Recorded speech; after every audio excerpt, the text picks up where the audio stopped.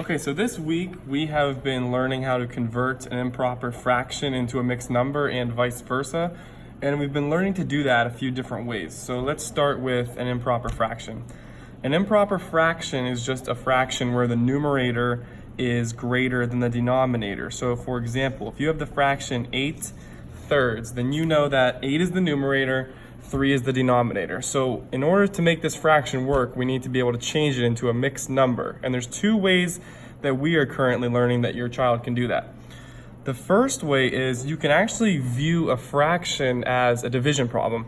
This is the same thing as 8 divided by 3. So over here, we are just going to solve that division problem, 8 divided by 3. So you have to ask yourself, how many times can 3 go into 8? We know that 3 can go into 8 2 times without going over, and 3 times 2 is 6. So we're going to subtract that. 8 minus 6 is 2, so we have 2 left over. After that, you're done. All you need to do is place each number in the correct spot. So for our answer, we will take the quotient up here, which is 2. That is going to be our whole number in a mixed number. We are going to take our remainder down here, and we're going to drag it up into the the numerator. Lastly, we come over here to the 3, and we will drag this over, and that is going to be our denominator.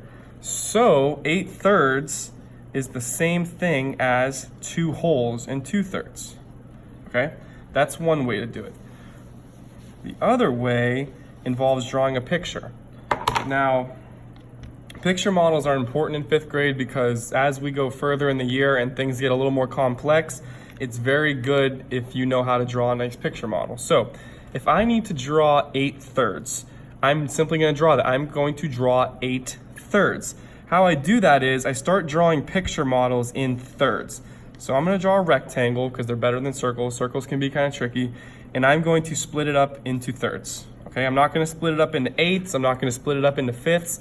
My fraction is dealing with thirds, so I'm going to split it up into thirds. And I'm going to start shading. Now, when I'm shading, I'm just going to draw a dot because if I start coloring this in with the same color, it's going to get real messy and I'm going to have a hard time keeping track of it. So this is 1/3 shaded, 2/3 shaded, 3/3 are shaded, but I need to shade in 8/3. So I'm going to draw another rectangle. Create my spaces. Okay, 4/3, 5/3, 6/3. I need another. 7/3, 8/3. Okay, so this picture model represents 8/3. Now all I need to do is look at it and decide, how can I turn this into a mixed number?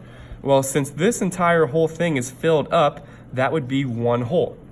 This one is also entirely filled up, so that's another whole.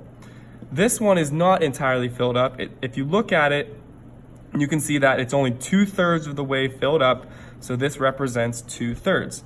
If you put these together, you will know that 8/3 is the same thing as 2 wholes and 2/3.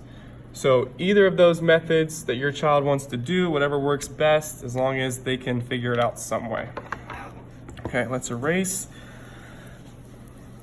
And let's work on converting a mixed number into an improper fraction. So what we just did, except we're working backwards. So if I have the mixed number, let's say 2 and 3/5, and I want to turn this into an improper fraction, we gotta work backwards. So I am simply, again, using a picture model. I'm just gonna draw it. I'm gonna draw what I have, and then in the end, I'm just gonna count. So if I have 2 wholes, I'm going to draw 1 whole and 2 wholes. So how do you know how many parts to break this up into? Well, your denominator is fifths. So you know that each of these needs to be broken up into fifths. Since they represent 2 wholes, I'm going to shade them in entirely. But then I need to also represent the 3/5. So I'm going to come over here. I'm going to draw another picture model. And I'm going to shade in just 3/5. I'm not going to shade in the whole thing.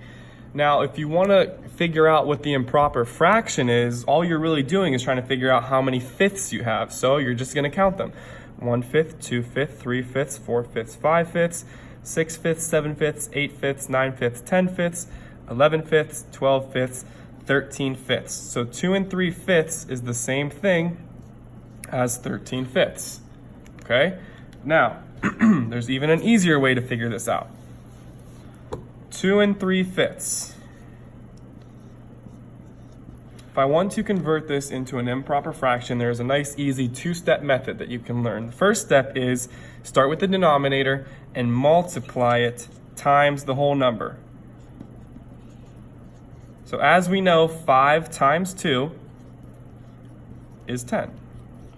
So then I stay at this point, and the next thing I'm going to do is do 10 plus the number in the numerator. So 10 plus 3. 10 plus 3 is 13. Okay, 10 plus 3 is 13. So I bring my 13 over here. That is my numerator. The 5 in the denominator stays the same. And I eventually come to the same answer, 13/5. Whatever you prefer to do is fine, as long as you can eventually get there. Now, lastly, you're going to have to be able to apply that when you are adding or subtracting fractions. So for some practice for tonight, you can go ahead and practice converting these 4 problems, and then the last problem, 6/7 plus 3/7, you can add those together and then figure out how to convert afterwards.